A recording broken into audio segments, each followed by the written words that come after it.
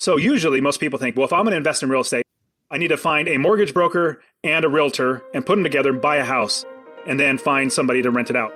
Well, that's just one way. In fact, getting a mortgage is just one way. I have literally, and I counted them, I've literally used 14 different ways to get financing to buy a property. Are you ready for a successful retirement? We're addressing the topics facing today's retirees. Welcome to Retire with Ryan. Now here's your host, Ryan Morrissey.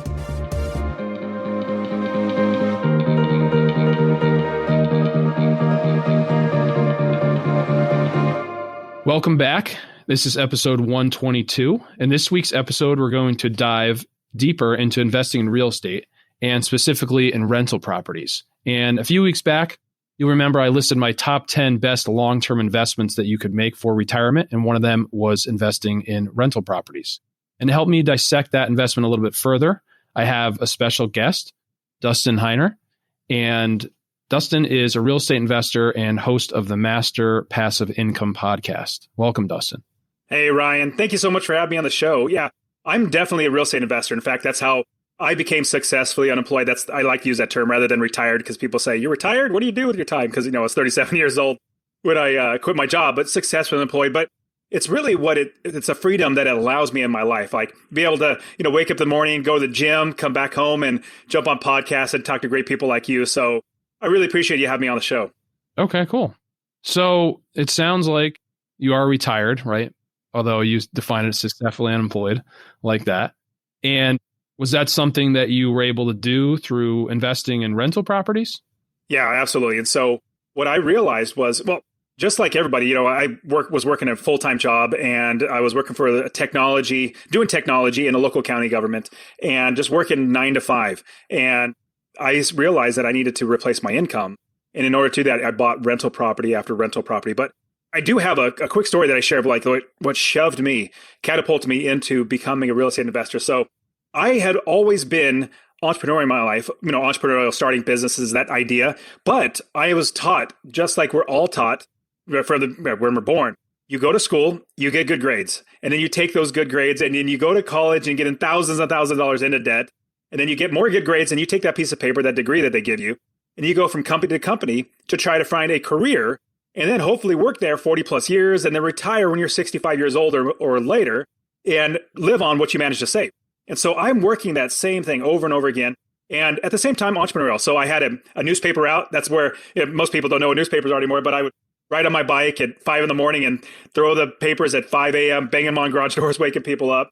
I had a graphic and website design company, skateboard manufacturing business. I even had a pizzeria and convenience store, all from scratch, built these all up. But at the same time, it wasn't enough for me to quit my job. So I bought one rental property at one time when I got married. And I made money in passive income. I thought, my goodness, this was amazing. I bought one property and that property works for me. I don't need to work like every single month. And I remember the check. It was like $317, like almost like, if I remember that specifically, like $317 that first check. And I thought, I need more of these. I need to become an investor. Yeah, I would agree. I mean, I'd say, look, the secret to anyone's life is cash flow. And to be able to retire is to have enough cash flow, right? Or successfully unemployed, that you can cover your bills, your overhead, whatever it is, to not work. And, maybe that's real estate or whatever it is. But let's talk about real estate. So you said that you started buying properties. So you mentioned a number, $300 or something a month, right? Or was that per month? $250 a month in passive income, yeah. Okay. So that was from one property. So that's cumulatively, from the different properties, that is enough now for you not to need to work, right? You're living off the income from the properties. Totally. And I asked my wife, I said, how much money do we need to come in to cover our bills? Like basically, what are our expenses? And I remember the number is $4,200. She said, we need $4,200 a month, mortgage and food and all that sort of stuff. And I said, okay, well, let me think about that. And it's really not that hard. One property making you $250 a month in passive income, that's $3,000 a year without working extra. Well, if you had 10 properties, that's $2,500 a month in passive income. That's $30,000 a year without working. 20 properties, $5,000 a month, $60,000 a year in passive income. I realized if I just get to 20 properties and I have this minimum of $250, I'll be totally fine. So I just worked hard and just bought property after property. It took me about 6 or 7 years. And then eventually when I was 37 years old, I was blessed to be able to quit my job because I had so many properties making me money without me working. Sure. So let's dissect that a little further. So, for someone to buy a rental property, you need to be putting like 25 to 30% down usually, right? No. The reason why I say no. So I also coach people, share with them how to invest in real estate. I thought the exact same thing. We only know what we know until our world is expanded to the different options that are out there, opportunities that are out there. So usually most people think, well, if I'm going to invest in real estate, I need to find a mortgage broker and a realtor and put them together and buy a house and then find somebody to rent it out. Well, that's just one way. In fact, getting a mortgage is just one way. I have literally, and I counted them, I've literally used 14 different ways to get financing to buy a property. Down payment is just, with a mortgage, a conventional loan is just one. You can do commercial loans. You could use bundle loans, portfolio loans, private money, hard money, signature loans. I've even used, and it's advanced strategy, I've even used a credit card to buy properties. The reason why is because you'll hear me say this all over and over again. When I'm on my podcast, I literally say this all the time because most people don't do this. We build the business first so that we know we're going to be making money every single property that we buy, as opposed to hoping that we're going to be making money. So I can use a credit card to buy a property because I knew I was going to make money. I'll give you a quick example of what that looks like. Like if you're going to buy a candy bar and you can sell it for $1, but it's going to cost you 50 cents to buy that candy bar. That's your cost. But you don't have that 50 cents. Well, what if it costs you 25 cents to borrow that 50 cents? Then that's 75 cents out of your pocket. You're 100% you can sell that candy bar for $1. You're going to try to figure out more ways to borrow more money because you'll be making 25 cents every single candy bar. Same thing with real estate investing. We know we account for all the expenses in our business and our properties before we buy them. I'll give you, you'll understand this, Ryan. I don't pay my taxes on any of my properties. I don't pay my insurance. I don't pay my mortgage. I don't pay my property manager. I don't even pay for repairs. My tenants pay for all of that. And it's because I built a business that accounts for all the expenses. Now, it so happens that the money goes into me and I pay all the bills, but I don't have to get a job to get a property manager. In fact, a common question is, Dustin, how do you afford property managers? I don't afford a property manager. My tenants pay for that because I don't buy the property unless those expenses are put inside there. And then I make $250 above and beyond that with the rents. That's what I talk about, building the business first so that the business runs itself as opposed to us trying to make it work or get a job to get something to pay for it. But absolutely. So using 20%, 25% down payment. Yes, that's one way, but there's so many other ways that I and my students use to buy properties. Well, let's focus on 3 ways because I don't think we have time to cover 15 ways. But so to somebody who doesn't new to rental properties, right? It's not like your primary residence. You can't go get an FHA loan, put 3% down. Somewhere you're going to need to put 25 to 30% down for traditional financing, right? So what are your 2 other best ways other than you saving up the money, I would say, for that down payment? What were 2 other ways to do it? So we'll definitely jump into those, but I want to address the FHA thing. So here's what I would suggest. If you bought your house with an FHA loan, buy that house with an FHA loan, 3.5% down. That's a fantastic way to get in the property, but then don't sell it. Refinance that property, get that out of the FHA loan, get a new mortgage on it. That's actually going to not be an FHA loan. Then go buy a second house that you personally move into. You still own the first one. You move into that next one, 3.5% down, buy that property. You leave that house and you rent it out. You don't sell it. So that's one way to utilize FHA loans, which we do it all the time. Like it's not necessarily house hacking. House hacking might be like getting a duplex and you rent out one side. We can use an FHA loan, but that's one. So let's look at a couple other ones. So one that my students love to use, I love to use it, is private money. Now, I love using other people's money because I bless them with a good return on their money. I'm not taking advantage of them. And I utilize that because I have a business, just like they would be happy to make 25 cents on 50 cents. That's a good return, like, with the candy bar analogy. They would be happy to make 25 cents on their 50 cents, but I'd be happy I'm making 25 cents without even using any of my own money. So what we're looking at is private money. Now, here's the keys. So you're talking, just to explain for the people that don't know what that means, that's where you're borrowing money from someone else rather than a bank, right? And you're probably paying them 10 to 12% interest, if not more, for this loan, right? The first part, yes, we are borrowing it from other people. The second part, honestly, this is the key with private money, is we're working with people. And now I'll say this about business and real estate. So real estate is not about properties. It's about people. Business is not about a product. It's about people. You're always working with people. So with private money, you need to talk to the private money lender. Let's say it's your aunt, and your aunt has a little bit extra money, you talk to them, hey, I have the ability to, I could borrow this money. Like, here's my property that I want to buy, but I don't have the money, but here's the game plan. Like, here's the business model. Here we're going to make money, and here is how you're going to make money. And then you talk to them. Like you said, the private money is getting people that you know to lend you money to buy the property. It doesn't have to be the full. It could be just for the down payment. There's a bunch of, we can combine all these together. But what you do is you talk to the person. You say, Aunt, Aunt Gertrude or whatever her name is, what do you need for me to borrow this money from you? Remember, it's about people. So let's say they want a good return, like they want 10%. Or let's say they said, you know what, I just need a little bit of cash up front. Like I want to, they call it points. So you pay for points, which means you pay money just to borrow that money, and then you have interest on top of that. Or they want to have equity in the deal. Like, oh, I see the value. I want to get investing in as well. So you just talk to them. The biggest thing is ask them what they want, and then you try to gear it.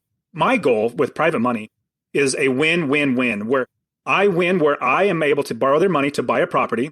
Then my private money lender, they are winning because they're making money in how they want. And then the tenants win on top of that because I'm buying a good property, making it really, really nice so that they're going to live in at a good affordable rate so that everybody's winning. I just try to make as many wins as possible with that private money. Yeah, that's a great point. I mean, I was thinking of it more, okay, you're going to someone you don't really know, right? There's hard money lenders, right? There's people that are essentially private lenders, but they're charging more interest than your bank. A lot more. It's not like a bank. Banks are like institutions. Yeah, hard money lenders, they're basically people. They lend their money at higher rates. But here's the thing, Ryan, you're 100% right. So with the higher rates and everything, the biggest thing is as long as we account for those costs before we buy the property, and here's a big tip, big tip. You can get out of that hard money. That's the biggest thing. Don't get into hard money if you can't get out into a 30-year fixed loan. Like, don't do that, because I tell all my students, you only get the hard money when you already have it basically set in stone, almost with a bank. You already have pre-qualified to get out of that hard money into the 30-year fix, because we don't want to get stuck in hard money. But here's what happens. Hard money lender, they're an institution, not like a bank, but they're like a company. They're just lending their money. And you get a note, which means, just a loan. But you utilize that. But here's the big thing. If you make sure that's baked into the cost of that purchase of the property and all those expenses are accounted for, it doesn't matter if you're going to be paying 2 points or 3 points and 12%. As long as it's accounted for by all your expenses, then you're not paying for that. Somebody else is. And then you can get out of that into a 30-year fix. Does that all make sense? It does. Yeah. I mean, I've flipped properties before and I've used hard money lenders. So yes, I've paid people 12% interest, but when you flip the property and I made a lot of money from it, it was worth doing. But yes, the risk is that I couldn't sell the property and now I'm stuck paying 12% interest, right? But the odds were low of that happening because I already knew when I bought the property that I had the profit baked in, like similar to, the rental property. Exactly. You're running a business. You know what you can get out of it. You know what it takes to get in, and you count the cost to make sure that's actually going to work out. And if it does, on paper, then it's probably a good idea to proceed.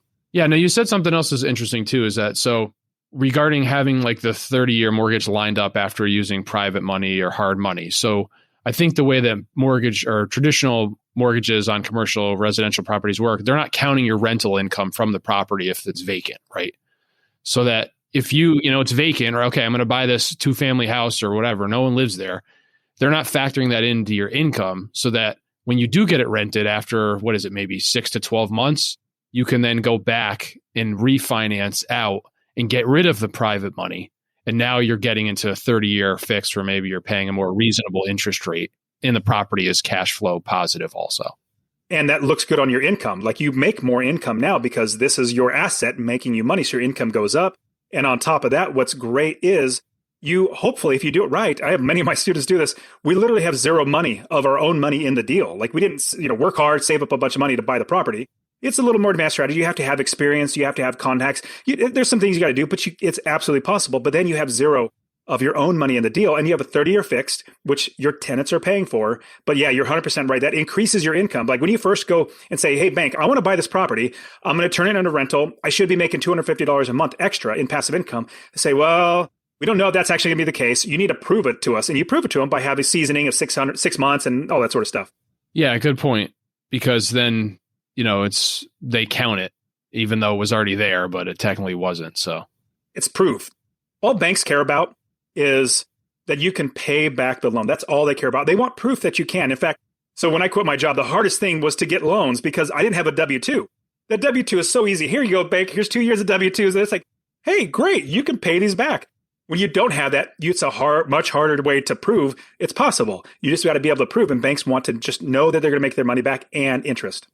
They do. And I see that from the financial planning clients that I work with, because when you become retired, now you have no steady income usually, right? So if you're not yet collecting Social Security, you might have millions of dollars in your retirement account, but if you're not yet taking money from them, the bank's not going to count that. So you need to then set up some type of monthly withdrawal. So they say, oh, great, you're taking $4,000 out a month. Well, we're going to count that as income.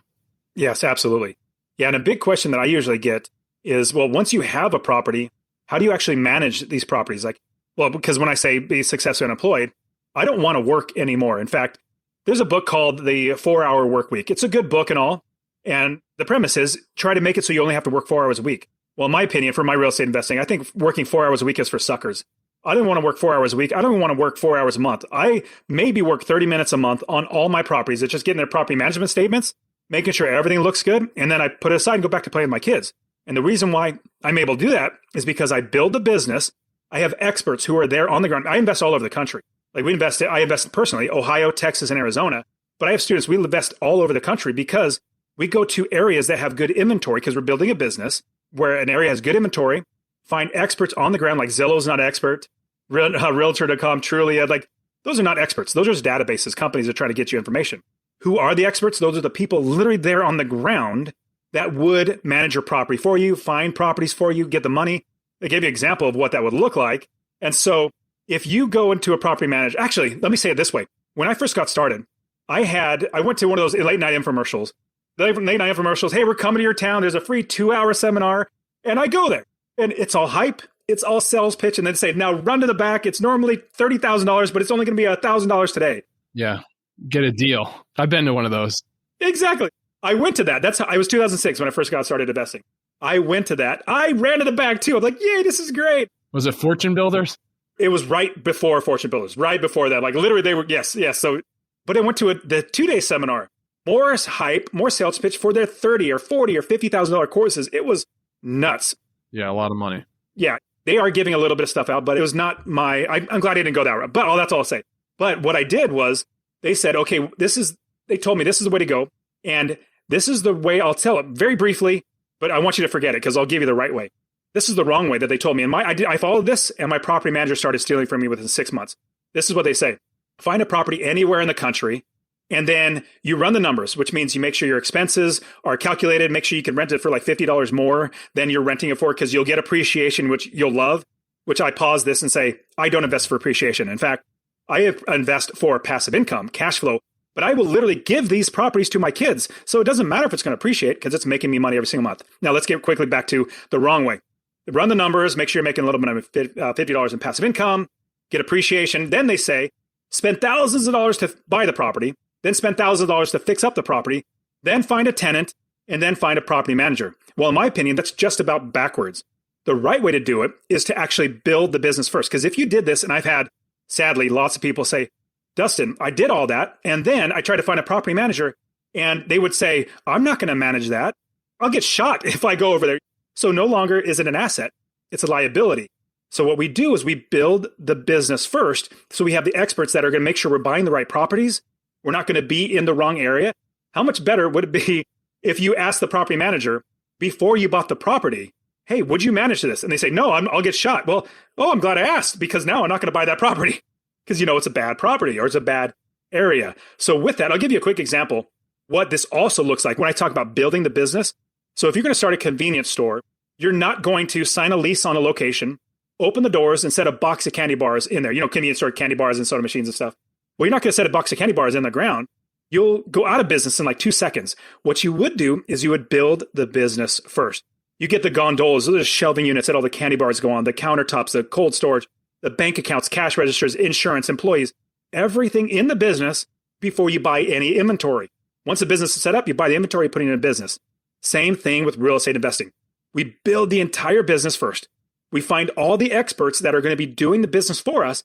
And then once that's all set up, that's when we buy our property. And that property is a piece of inventory that we put into the business. Like those gurus, they'll tell you buy one property, that property is your business. No. My business owns inventory. And that's how I was able to scale my business to 30 plus properties now, because I was able to have a business that ran, experts that were working in the business. All I had to do was find another piece of inventory, buy it, put it in the business, and then it starts making money because I put the business systems, processes, and procedures in place so that it runs without me. Does it all make sense? Yeah, no, that makes sense. So you talk to your property manager, I guess, before you buy the property to make sure, all right, this is a property that is going to be bringing the rent in you want and a property that they're going to manage for you. Because they'll verify how much it rents for too. You'll ask them, well, how much can this rent for?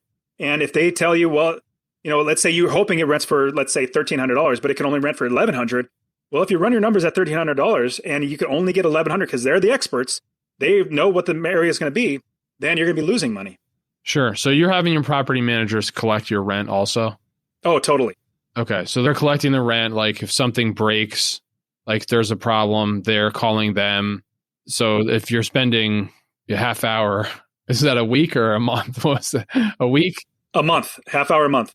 Yeah. You're not involved in the day to day. You couldn't be, right? I mean, even just arranging one repair would take that much time, right? Oh, totally. Totally. So I've given them the business rules beforehand and saying, run my business like this. Like if there's an expense over $200, then concern me. Like then bring me in. If it's below that, just take care of that. And obviously we would hire good, trustworthy property managers. We also verify everything.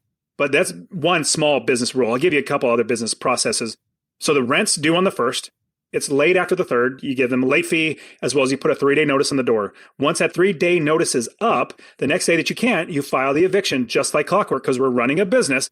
This is how you run my business, and you don't deviate from that. You do X, Y, and Z every single time. So that's how I make sure that rents are always paid. If somebody's not paying, that's how we get evicted. Just like if you go to your bank and say, hey, bank, my son just got arrested. I had to bail him out, so I don't have money for mortgage. Is it okay if I don't pay the mortgage this month? They're not going to say yes. They're going to say no. You still have to pay your mortgage. We're going to have to start the foreclosure process because it's a business.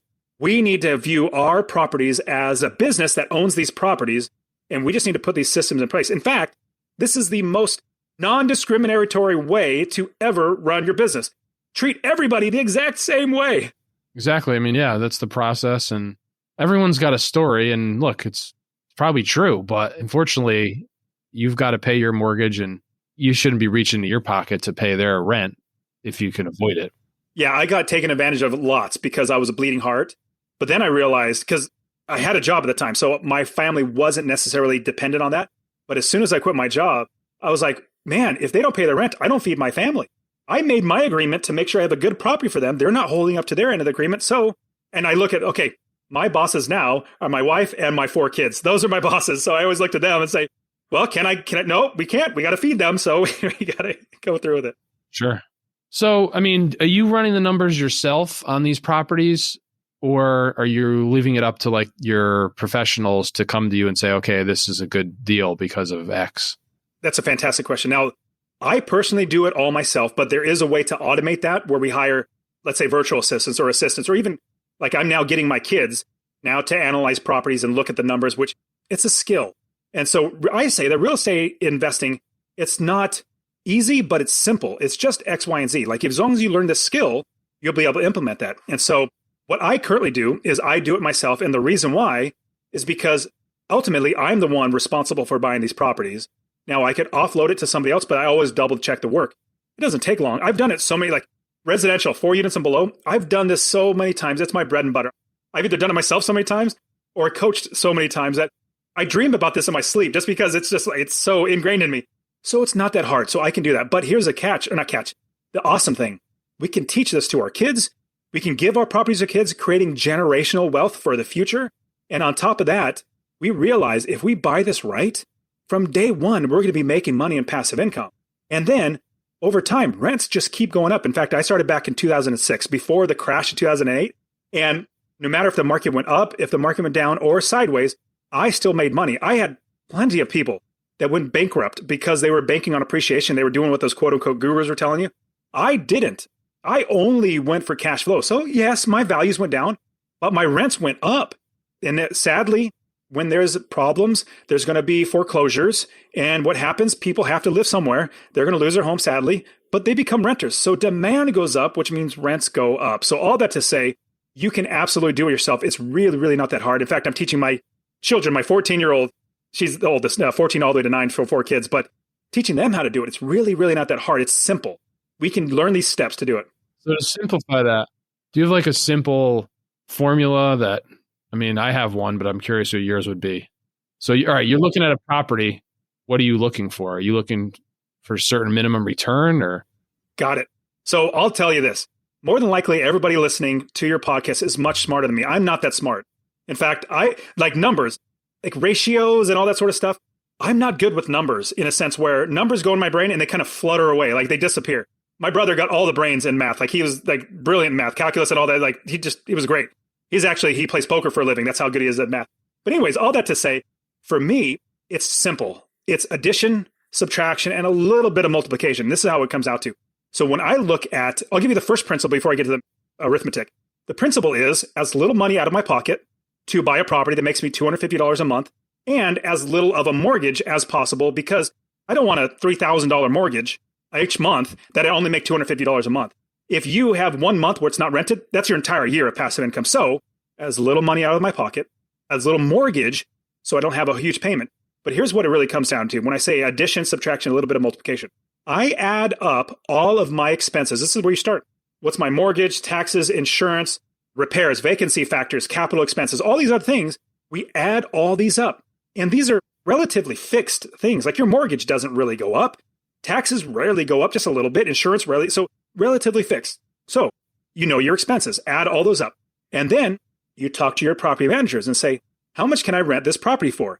A good property manager is one that you know has experience. They'll say something like this. You'll understand when you start talking to them. But they say, oh, hey, I know that property you're talking about. In fact, I have a property that's like 2 blocks away. Well, it's the same type of house. And we were trying to get 1,300, but we couldn't. Zillow said 1,300. The most we can get was 1,150. Well, that's expert information. Now I know 1,150 is the max that I can get for it. Well, if I can get my expenses, that's $250 less than that, then that difference is passive income in my pocket. So addition and then subtraction. But here's the multiplication. Like I said a little bit earlier, if I have one property making me $250 a month, 20 properties is $5,000 a month. That's $60,000 a year. It's just adding it up. But that's really what it comes down to. So the principle is as little money on my pocket, as small of a mortgage as possible to make me $250 a month in passive income. Does that all make sense? Yeah. So that's your number. You're shooting for $250 a month per property. What are the costs of these properties generally? Great question. So yeah, most people, if you're living on the coastlines, it's going to sound foreign to you. But there, even now, even in today, what is it, November of 2022, there are properties that are for sale for $50,000, $60,000, $70,000, $80,000, even $100,000, $120,000. They're still good properties. In fact, remember, this is a business and realtors will tell you, hey, there's a term or a saying, location, location, location. That's BS. That's not for us. Investors, we, as a business, we're not going to live in those properties. In fact, you might never even visit those states. In fact, every new state that we invest in, we don't even fly there. We hire experts. We know how to do that where we do without even visiting. But our tenants will live there. Our tenants love to live there. We give them good properties. They want to live there. That's why they're there. So when we're looking for areas of the country and price points, right now, currently, the Midwest is fantastic. Down in the Carolinas, down into Florida, really, really great properties. And here's what I always suggest. Cookie cutter type homes. And these are the homes that everybody either wants to rent or buy. So you have two, out if you want to sell it, but you're also going to be renting. 3-bedroom, 2-bath, 1,200 to 1,600 square feet. Not too big where it's going to be extra toilets, extra paint, extra carpet, but just enough size for families, but not too small that's going to be too tight for them. That's a cookie cutter type home. From there, we look for homes that are right around the $100,000 range. There's really, really good price range. Now, up and above and below, you're going to get more of those. But here's the big thing, Ryan, and you'll definitely appreciate this. We capture equity when we buy it. So if they're asking $150,000, we're going to try to get them to come down to 130, 125. Like we're going to capture that equity when we buy it. Now, we're not twisting their arm, but we're going to put an offer in that's going to fit us to make sure that we're making passive income. And if we can't make $250, well, then we just lower our price because that lowers our mortgage, which lowers our expenses, which increases our passive income. It's all a business. We just got to figure out these numbers and then organize it in that way to where we are now making $250 a month. It makes sense, but I guess the thing I'd wonder is with the real estate market as hot as it was, like, in the last year, were you able to find properties where someone would take less than what they were asking or even get your offer accepted?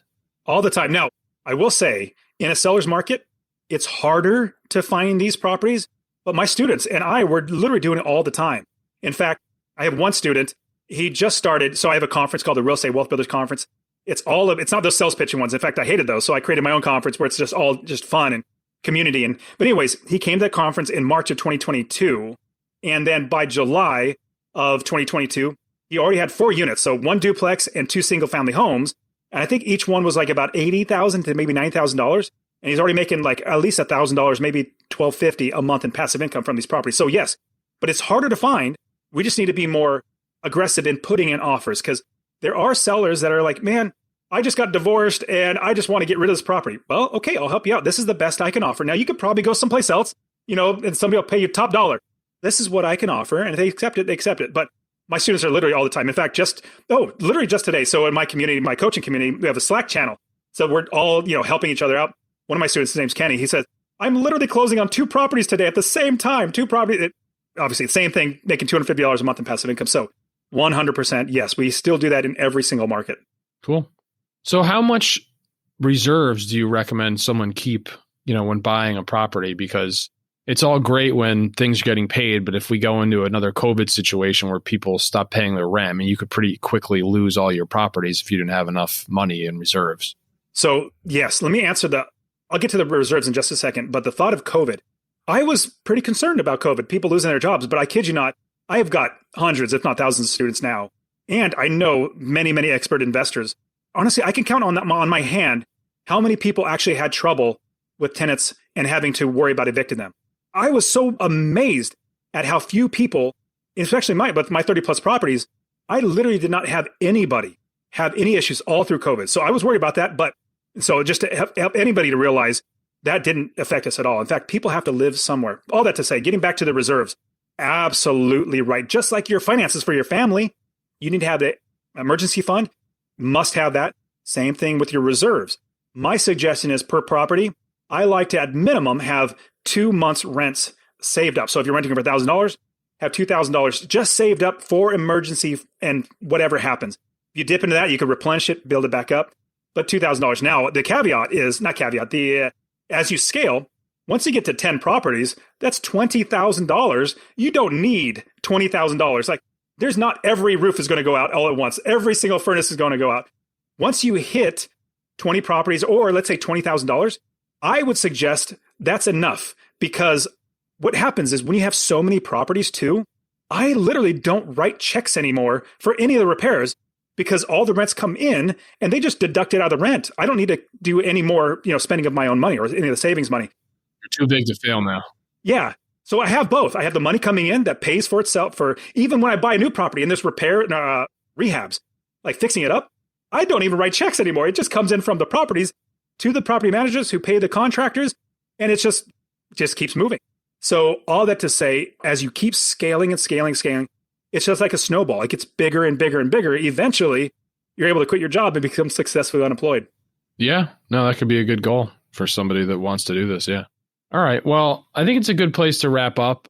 Anything like one word of wisdom or tip maybe you want to briefly share before we conclude this episode?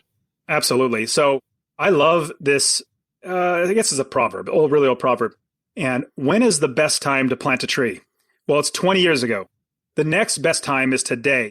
And so my suggestion for anybody listening to this, you might be thinking 20 years from now, oh man, I was listening to that podcast and I really should have invested back then. And now it's 20 years past. I need to. So don't be that person where you're thinking, man, I was listening to that podcast way back then. I should have taken action. Take action today. Because like I said, we make money in every market, up, down, or sideways market. You just need to know how to do it, because people have done it before. And if you figure that out, you'll be so much more happy. So the real estate is not wait to buy, it's buy and then wait. If you do it right, you're going to be making money in passive income, and you can literally give these properties to your kids. And I actually have a free course that I can literally give to everybody, because I just want to see people change their lives. Do you mind if I give that out to everybody? Yeah, sure. Go ahead. Mention it. Awesome. Yeah. So I'll give you my course literally for free, show you everything I shared. Build the business first, how to scale the business, how to find the right people, all this sort of stuff. If you text the word rental, RENTAL, rental to 33777, rental to 33777, I'll literally give it to you. You can even go to masterpassiveincome.com/free course, all one word, /free course. I've had people literally just get that and change their lives by buying properties because it literally walks you through everything. So yeah, I would just love to just see people change their lives. I appreciate that. Yeah. I'm sure the listeners will as well. Terrific. Well, thanks a lot for coming on today, Dustin. And everyone, thanks for tuning in this week. And I look forward to talking to you Wednesday, and have a great week. Thank you. You should consult a financial advisor familiar with your specific circumstances before you make any financial decisions. Nothing in this broadcast constitutes a solicitation for the sale or purchase of any securities. Any mention of rates of return are historical or hypothetical in nature and are not a guarantee of future returns. Ryan Morrissey, CFP, is an investment advisor representative of Morrissey Wealth Management, LLC, a registered investment advisor.